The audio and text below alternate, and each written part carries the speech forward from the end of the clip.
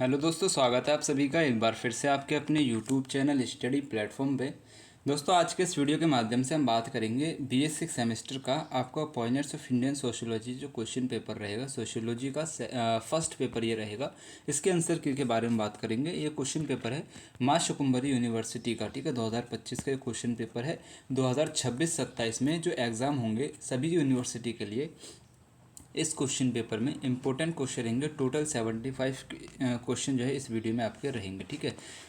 देखो, अभी ये वाला जो क्वेश्चन पेपर है ना, मैं लाइव वीडियो के माध्यम से 2 बार सॉल्व करने की कोशिश किया हूँ। अब 1-2 बच्चे उसमें जुड़े हैं, काफ़ी बच्चे उसमें जुड़े थे, लेकिन क्या दिक्कत रही कि वीडियो चल रही है नहीं चल रही है कुछ पता नहीं चल रहा, ठीक है। कमेंट्स भी नहीं आ रहे बच्चों के। अब मैं समझ ही नहीं पा रहा लाइव चल रहा है नहीं चल रहा, तो मुझे काफ़ी दिक्कत हो रही है लाइव करने में। अभी कुछ उसमें फिर वीडियो भी अपने आप चलने लगे, तो काफ़ी बच्चे मुझे व्हाट्सएप पे या फिर उसी वीडियो में कमेंट्स आया था मेरे पास एक, लेकिन वो बाद में कमेंट्स में देखने में आया। वो भाई कह रहा था कि आप जो है व्यूज़ के लिए कुछ भी कर रहे हो। तो भाई वो कुछ भी नहीं कर रहा, वो मेरे प्रैक्टिस नहीं हो रहा है अभी लाइव के लिए, तो उसमें थोड़ी दिक्कत हो रही है, ठीक है। मैं धीरे धीरे उसमें भी अपनी कमांड बना लूँगा, कोई दिक्कत नहीं है, ठीक है।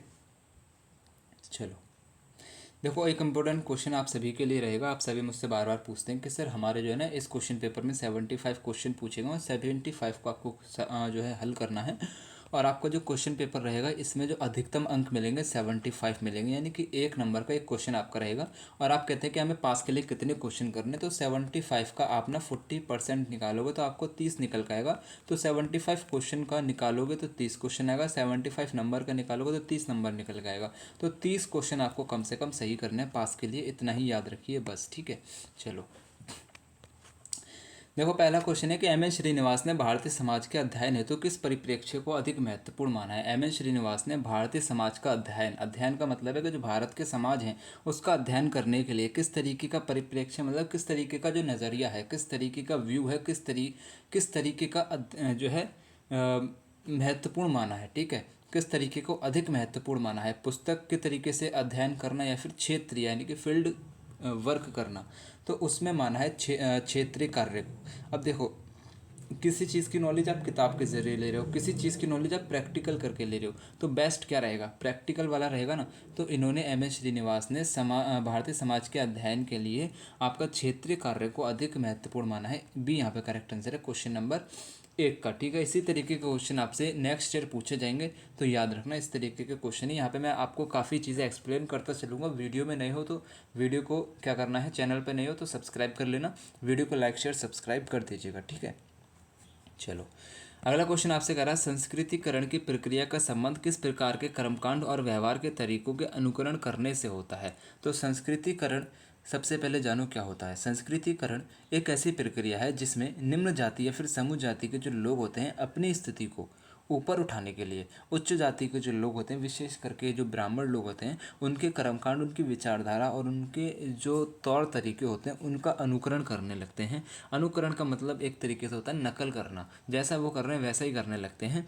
तो यहाँ पे इसका संस्कृतिकरण का मतलब आप समझे। अब यहाँ पे समझो दोबारा क्वेश्चन पढ़ के कि संस्कृतिकरण की प्रक्रिया का संबंध किस प्रकार के कर्मकांड और व्यवहारों के तरीकों के अनुकरण करने से है, वृद्ध परंपरा या फिर लघु परंपरा। तो उपरोक्त दोनों क्या हो जाएगा, सही हो जाएगा, क्योंकि इस प्रक्रिया में निम्न जाति या फिर समूह जाति के जो लोग होते हैं वो वृद्ध परंपरा और लघु परंपरा दोनों के कर्मकांड और व्यवहारों के तरीकों का क्या करते हैं, अनुकरण करते हैं, नकल करते हैं। सी करेक्ट आंसर रहेगा क्वेश्चन नंबर 2 का। क्वेश्चन नंबर 3 आपसे कह रहा है श्रीनिवास द्वारा दी गई प्रभु जाति का मुख्य गुण कौन सा नहीं है। तो राइट आंसर आपको लगाना है पश्चिमी शिक्षा। डी आपका करेक्ट आंसर है क्वेश्चन नंबर 3 का। क्वेश्चन नंबर 4 आपसे कह रहा है उस नातेदार को किस श्रेणी में रखा जाता है जिसके साथ व्यक्ति के प्रत्यक्ष संबंध होते हैं। तो उसका आपका क्या किस में रखता है, प्राथमिक, ठीक है। प्राथमिक श्रेणी में रखा जाता है। क्वेश्चन नंबर 4 का एक करेक्ट आंसर हो जाएगा। प्राथमिक नातेदार में वो व्यक्ति शामिल होते हैं, याद रखना, जिनसे किसी व्यक्ति का सीधा या फिर रक्त संबंध होता है। जैसे विवाह संबंध होता है जिसमें आपके माता पिता, भाई बहन और पति पत्नी और बच्चे, ये सभी आ जाएंगे। ये यहाँ पे करेक्ट आंसर रहेगा, ठीक है। क्वेश्चन नंबर 5 आपसे कह रहा है लैकीकरण की प्रमुख विशेषता क्या है। लैकीकरण की प्रमुख विशेषता होती है धार्मिकता का ह्रास होता है, बुद्धिवाद का विकास होता है। उपरोक्त दोनों सही है, सी आपका करेक्ट आंसर है क्वेश्चन नंबर 5 का। क्वेश्चन नंबर 6 आपसे कह रहा है श्रीनिवास के अध्ययन का दृष्टिकोण कैसा था। तो संरचनात्मक प्रकार्यात्मक दृष्टिकोण था, बी आपका करेक्ट आंसर है क्वेश्चन नंबर 6 का। ठीक है, एम.एस. श्रीनिवास भारतीय समाजशास्त्र के एक प्रमुख व्यक्ति थे और उनका दृष्टिकोण मुख्य रूप से संरचनात्मक प्रकार्यात्मक दृष्टिकोण पर था, भी करेक्ट आंसर रहेगा। क्वेश्चन नंबर 7 आपसे कह रहा है राधा कमल मुखर्जी ने मूल्यों को कितने भागों में विभाजित किया है। तो 2 भागों में विभाजित किया है, सापेक्ष मूल्य निरपेक्ष मूल्य, याद रखेंगे, एक करेक्ट आंसर रहेगा। क्वेश्चन नंबर 8 आपसे कह रहा है एम.एस. श्रीनिवास ने प्रारंभ में संस्कृतिकरण के स्थान पर किस शब्द का प्रयोग किया है। तो एम.एस. श्रीनिवास ने संस्कृतिकरण के स्थान पर ब्राह्मणीकरण शब्द का यूज़ किया है। बहुत इंपॉर्टेंट क्वेश्चन है ये, बहुत इंपॉर्टेंट क्वेश्चन इसलिए रहेगा क्योंकि ये हर एक यूनिवर्सिटी में पूछा जाता है, हर एक यूनिवर्सिटी में हर एक साल पूछा जाता है। ये अगले साल भी पूछा जाएगा और कुछ यूनिवर्सिटी में एग्ज़ाम रह गए हैं, वहाँ भी आपसे गारंटी से पूछा जाएगा। और इसको याद कराने की जिम्मेदारी मेरी है। याद कराना कैसे है, क्योंकि मैं इसका बेसिक आपको समझा दे रहा हूँ यहाँ पे, आप इसको फिर कभी नहीं भूल सकते। देखो क्या हुआ था, एम.एस. श्रीनिवास ने क्या किया रहा था, संस्कृतिकरण, अभी मैंने आपको बताया संस्कृतिकरण क्या होता है कि बेसिकली निम्न जाति के लोग, निम्न जाति या फिर जनजाति के लोग जो रहते हैं वो उच्च जाति के लोगों की नकल करके अपने आप को उनके जैसा बनाना चाहते हैं, यही आपका संस्कृतिकरण है। लेकिन प्रारंभ में क्या हुआ था कि निम्न जाति के जो हिंदू हैं या फिर जनजाति के जो लोग हैं वो मुख्य रूप से उच्च जाति में ब्राह्मण लोगों की क्या करते थे, नकल करते थे। तो ब्राह्मणों की नकल से इसको ब्राह्मणीकरण नाम दिया। लेकिन बाद में इसका नाम संस्कृतिकरण इसलिए रखा क्योंकि ये संस्कृति से संबंधित है, आप अपनी संस्कृति को ही परिवर्तन कर रहे हैं तो संस्कृतिकरण कह दिया। तो पहला नाम क्या था, ब्राह्मणीकरण, क्योंकि ब्राह्मणों की ही मुख्य रूप से उच्च जाति के लोग होते हैं, उन्हीं की नकल करके अपने जैसा, अपनों को उनके जैसा बनाना चाहते हैं। ठीक है, निम्न जाति के लोग ब्राह्मणों के जैसा खुद को बनाना चाहते हैं, उसी को संस्कृतिकरण कहते हैं। तो इसीलिए इसका पहला नाम ब्राह्मणीकरण, बाद में संस्कृतिकरण इसलिए क्योंकि ये बाद में संस्कृति से जुड़ा था, इस चक्कर में, इस वजह से आप कह सकते हैं। ठीक है, चलो अभी मैं उम्मीद करूँगा कि आप इस चीज़ को समझ जाएंगे बेहतर तरीके से, नहीं भूलेंगे। वीडियो पसंद आए लाइक कर देना, चैनल को सब्सक्राइब कर देना। क्वेश्चन नंबर 9 आपसे कह रहा है कृषक वर्ग संरचना पर जाति के प्रभाव को स्पष्ट करने के लिए रामकृष्ण मुखर्जी ने कृषक वर्ग संरचना को कितने भागों में विभाजित किया है। क्वेश्चन नंबर 9 का राइट आंसर आपको लाना है, 2 वर्गों में विभाजित किया है, ये आपका करेक्ट आंसर है। क्वेश्चन नंबर 10 है कि तंजौर गांव में बदलते स्त्रीकरण के प्रसिद्ध अध्ययन में आंद्रे बेते ने परिवर्तन को देखा है। तो जाति व्यवस्था, वर्ग व्यवस्था और शक्ति व्यवस्था में देखा है। ठीक है, कास्ट, क्लास एंड पावर, तीनों ही परिवर्तन में जो है आंद्रे बेते ने देखा है, डी करेक्ट आंसर है क्वेश्चन नंबर 10 का। ठीक है, क्वेश्चन नंबर 11 कह रहा है कि मूल्यों की प्रकृति संपूर्णतावादी होती है, ये किसने कहा है। तो ये आपका कहा है क्वेश्चन नंबर 11 का, बी है Radha Kamal Mukherjee, B correct answer हो जाएगा। क्वेश्चन नंबर 12 आपसे कह रहा है ए.आर. देसाई ने भारतीय राष्ट्रवाद के विकास के कितने चरणों की पहचान की है। क्वेश्चन नंबर 12 का राइट आंसर आप लोगों ने 5 की है। ठीक है, ए.आर. देसाई ने अपनी पुस्तक भारतीय राष्ट्रवाद की सामाजिक पृष्ठभूमि में भारतीय राष्ट्रवाद के विकास को 5 चरणों में विभाजित किया है। किस किताब में, याद रखना, ए.आर. देसाई की किताब है भारतीय राष्ट्रवाद, भारतीय राष्ट्रवाद की सामाजिक पृष्ठभूमि, ये किताब है ए.आर. देसाई की। इसी किताब में भारतीय राष्ट्रवाद के विकास को 5 चरणों में वर्गीकृत किया है, सी आपका करेक्ट आंसर रहेगा। याद रखना, इंपॉर्टेंट किताब रहेगी। क्वेश्चन नंबर 13 आपसे कह रहा है डी.पी. मुखर्जी ने परंपरा को किस वर्ग पर किस प्रकार वर्गीकृत किया है। तो प्राथमिक, द्वितीय और तृतीयक वर्ग में क्या क्या है, वर्गीकरण किया है, सी करेक्ट आंसर है। क्वेश्चन नंबर 14 है कि श्रीनिवास के अनुसार संस्कृतिकरण की प्रक्रिया में कौन अनुकरण करता है। तो जनजाति और निम्न जाति के हिंदू करते हैं, ए और बी दोनों सही है, सी करेक्ट आंसर है। मैंने आपको कुछ ट्रिक भी बताई थी कि 95% ये ट्रिक काम करती है, जिस भी क्वेश्चन में ए और बी दिखे वहाँ लगा देना। ठीक है, तो सी करेक्ट आंसर रहेगा। क्वेश्चन नंबर 15 आपसे कह रहा है कि एस.सी. दुबे ने अपने गाँव के अध्ययन में किस परिप्रेक्ष्य का यानी कि किस तरीके का प्रयोग किया है। तो याद रखना, संरचनात्मक प्रकार्यात्मक, ठीक है, तरीके का यूज़ किया था अपने गांव में एस.सी. दुबे ने, बी आपका करेक्ट आंसर रहेगा क्वेश्चन नंबर 15 का। क्वेश्चन नंबर 16 आपसे कह रहा है, चलो यही दिक्कत मेरे फ़ोन में हो जाती है, 1 सेकंड रुकना बस है।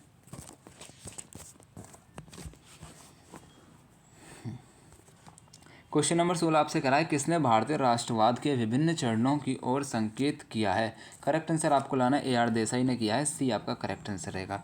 नेक्स्ट क्वेश्चन आपसे कह रहा है मैसूर के रामपुरा गांव का क्षेत्रीय अध्ययन किसने किया है? तो मैसूर के रामपुरा गांव का अध्ययन जो आपका एम.एन. श्रीनिवास ने किया है। ये क्वेश्चन भाई बहुत इंपॉर्टेंट है, हर साल पूछा जाता है, हर एक यूनिवर्सिटी में पूछा जाता है। मेरे कहने से याद कर लेना। रामपुरा गांव का अध्ययन किसने किया है? एम.एन. श्रीनिवास ने किया है। एक करेक्ट आंसर रहेगा। ठीक है, ये क्वेश्चन गारंटी से पूछा जाएगा। श्रीपुरम गांव का अध्ययन किसने किया? बहुत इंपॉर्टेंट है भाई, बहुत इंपॉर्टेंट है। आंद्रे बेतई ने किया है। सी आपका करेक्ट आंसर रहेगा, याद करिएगा। अगला क्वेश्चन आपकी स्क्रीन पर कि निम्नलिखित में से क्या जातीय संरचना को कमजोर करता है? तो औद्योगिकरण, पश्चिमीकरण, नगरीकरण, उपरोक्त सभी। डी आपका करेक्ट आंसर है। ये क्वेश्चन भी इस तरीके के जो क्वेश्चन आते हैं, मैंने आपको बताया है कि 85% तक सही रहते हैं ये। ठीक है, जिसमें उपरोक्त सभी वाला ऑप्शन रहेगा उसका डी ऑप्शन करेक्ट ही रहेगा। ये 85% तक सही बात है, 15% में इधर उधर हो सकता है। अगला क्वेश्चन है कि प्राथमिक नातेदारों की संख्या कितनी होती है? प्राथमिक नातेदारों की संख्या मुख्य रूप से 8 होती है। देखो, प्राथमिक नातेदारों में मुख्य रूप से कौन आता है? आपके जो रिश्तेदारों की संख्या होती है आमतौर पर वो मतलब कि आपके जो परिवार की इकाई होती है सिर्फ वही आपकी यहाँ पे आएगी। ठीक है, जिसमें आप पहले तो खुद ही शामिल कर लेंगे, खुद को करेंगे, फिर आपके पिता, फिर आपकी माता 3 लोग, आपके बहन और भाई आप 5 लोग, फिर आपका बेटा या फिर बेटी मुख्य रूप से 7 लोग, फिर आपके जो जीवन साथी यानी कि आपकी धर्म पत्नी, तो मुख्य रूप से 8 लोग आ जाते हैं। अब किसी के 2-3 हैं तो वो अलग बात हो जाएगी। ठीक है, थोड़ी फैमिली बढ़ जाती है, लेकिन मुख्य रूप से यही एक एक सबको काउंट करेंगे तो 8 ही सदस्य बन जाते हैं। क्वेश्चन नंबर 21 आपसे कह रहा है निम्नलिखित में से प्रभु जाति का लक्षण क्या है? तो प्रभु जाति का लक्षण होता है कि कृषि भूमि का स्वामित्व, जातीय संरचना में उच्च स्थान, सदस्यों की पर्याप्त संख्या। तो क्वेश्चन नंबर 21 का राइट आंसर आपको लगाना, उपरोक्त सभी डी करेक्ट आंसर है। इस तरीके के 85% क्वेश्चन जो है सही रहते हैं, याद रखिएगा। ट्रिक भी पसंद आ रही है, वीडियो पसंद आ रही है तो लाइक कर देना, शेयर कर देना सभी के साथ। क्वेश्चन नंबर 22 आपसे कह रहा है किस समाजशास्त्रीय विचारक ने जाति के संदर्भ में ऊर्ध्वाधर एकता और क्षैतिज एकता का प्रयोग किया है? क्वेश्चन नंबर 22 आपसे कह रहा है कि M N. Srinivas, B correct answer रहेगा। ठीक है, क्वेश्चन नंबर 21 आपसे कह रहा है निम्नलिखित में से कौन सा कथन गलत है? तो मूल्य अनिवार्य हैं, ये गलत हो जाएगा, बी करेक्ट आंसर रहेगा क्वेश्चन नंबर 23 का। क्वेश्चन नंबर 24 आपसे कह रहा है किस समुदाय के अध्ययन के दौरान श्रीनिवास ने संस्कृतिकरण की अवधारणा की है का उल्लेख किया है? तो राइट आंसर आपको लगाना यहाँ पे इसका कुर्ग समुदाय के दौरान। ठीक है, कुर्ग समुदाय के अध्ययन के दौरान संस्कृतिकरण की अवधारणा दी थी। बहुत इंपॉर्टेंट क्वेश्चन है, ये भी आपसे पूछा जाएगा, नेक्स्ट ईयर पूछा जाएगा, एग्जाम में आने वाले हैं।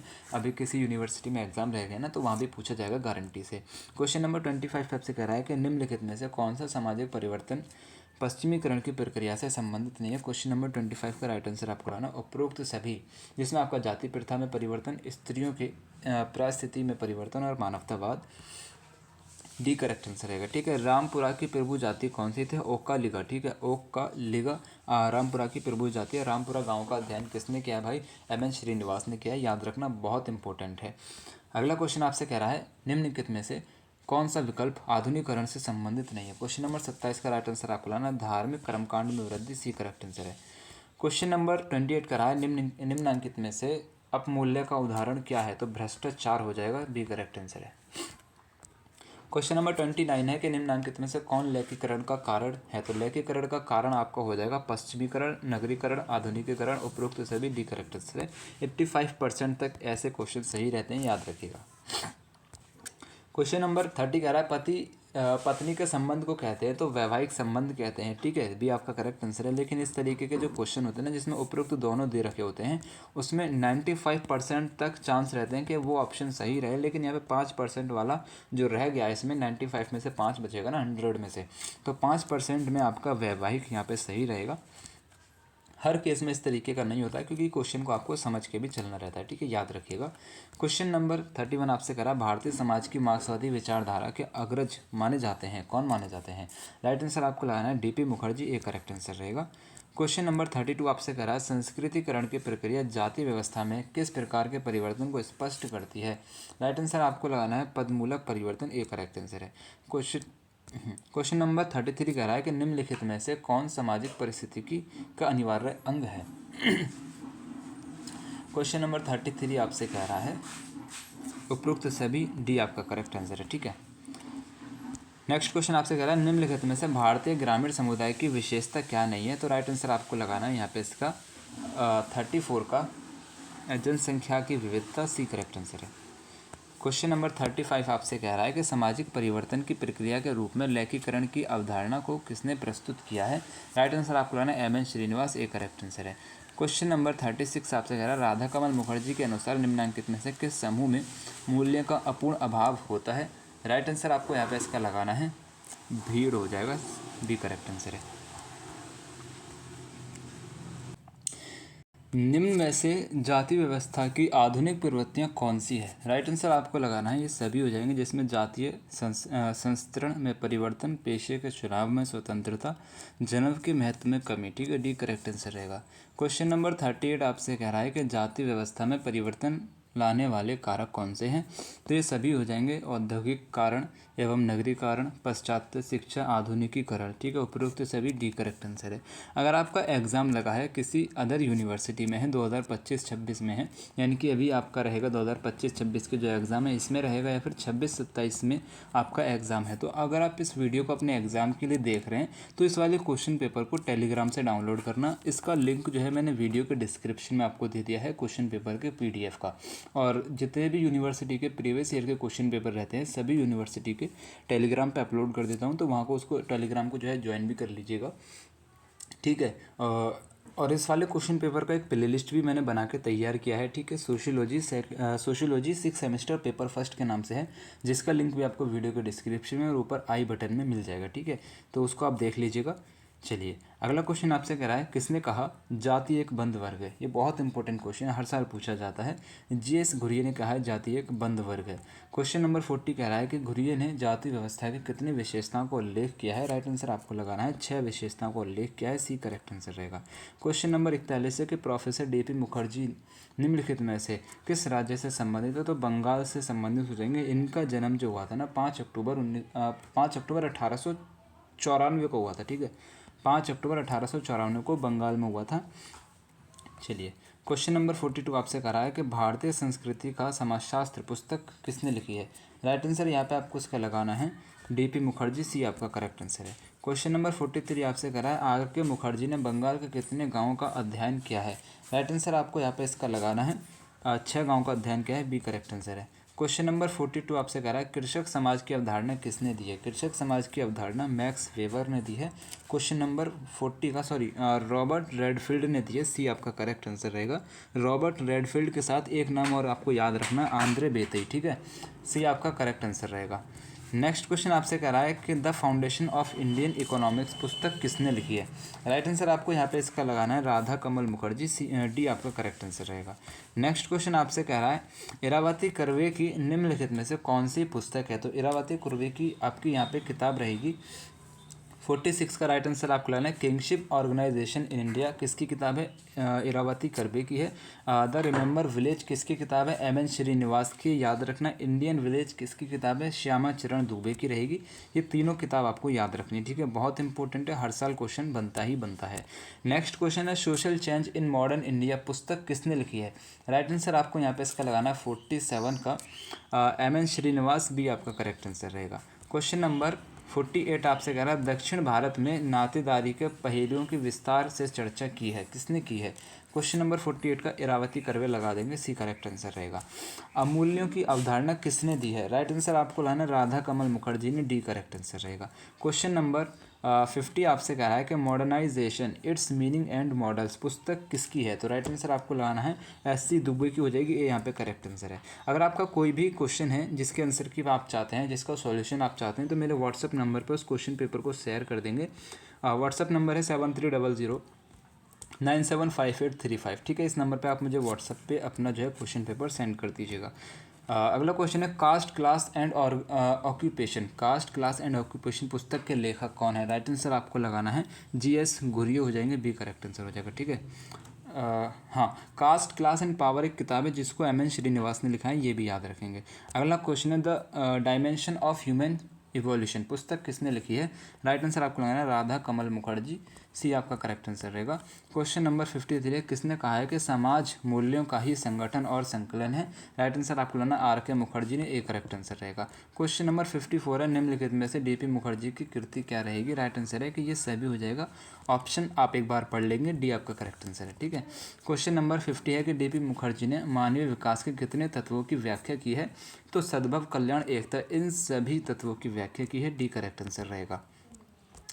क्वेश्चन नंबर 56 है कि निम्नलिखित में से जीएस घुरिये की पुस्तक नहीं है। तो जीएस घुरिये की कौन सी किताब नहीं है? Social ecology. ठीक है, सोशल इकोलॉजी जो है राधा कमल मुखर्जी की किताब है। बाकी caste, class and occupation, Indian sadhu, culture and society, ये तीनों किताब जीएस घुरिये की रहेंगी। तीनों किताबों को याद रखना है, क्वेश्चन बनेगा ही बनेगा, याद रखिएगा।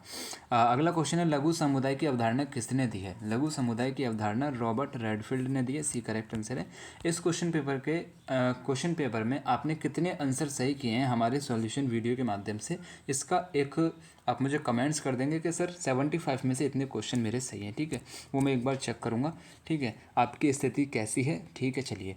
जीएस घुरिये का जन्म निम्नलिखित में से कहाँ हुआ है? तो महाराष्ट्र में इनका जन्म हुआ है। क्वेश्चन नंबर 59 आपसे कह रहा है लोक संस्कृति की विशेषता है। तो व्यापकता, सृजनात्मक क्षमता और सरलता, ये सभी लोक संस्कृति की विशेषता है। डी आपका करेक्ट आंसर है क्वेश्चन नंबर 59 का। उपरोक्त सभी वाला 85% सही रहता है, याद रखिएगा। ठीक है, क्वेश्चन नंबर 60 आपसे कह रहा है निम्नलिखित में से जाति व्यवस्था की आधुनिक प्रवृत्ति नहीं है। राइट आंसर आपको लाना अस्पृश्यत जातियों के अधिकारों का हनन, भी करेक्ट आंसर है।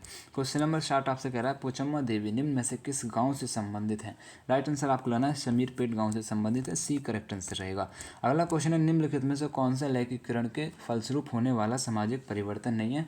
राइट आंसर आपको लगाना है जातियों के निश्चित व्यवसाय, डी करेक्ट आंसर रहेगा। ठीक है, क्वेश्चन नंबर 63 आपसे कह रहा है निम्नलिखित में से कौन सा कथन गलत है? तो कथन कौन सा गलत रहेगा आपको आंसर लगाना है संस्कृतिकरण केवल हिंदू जातियों तक ही सीमित है। ठीक है, संस्कृतिकरण जो है ना केवल हिंदू जातियों तक सीमित नहीं है, उसमें जनजाति भी शामिल हो जाती है। तो ये यहाँ पे करेक्ट आंसर हो जाएगा, जो कि गलत है। क्वेश्चन नंबर 64 है देवीय उत्पत्ति के सिद्धांत के आधार पर किसने जाति की उत्पत्ति के सिद्धांत की व्याख्या दी है? क्वेश्चन नंबर 64 का जीएस घुरिये आपको राइट आंसर लगा देना है।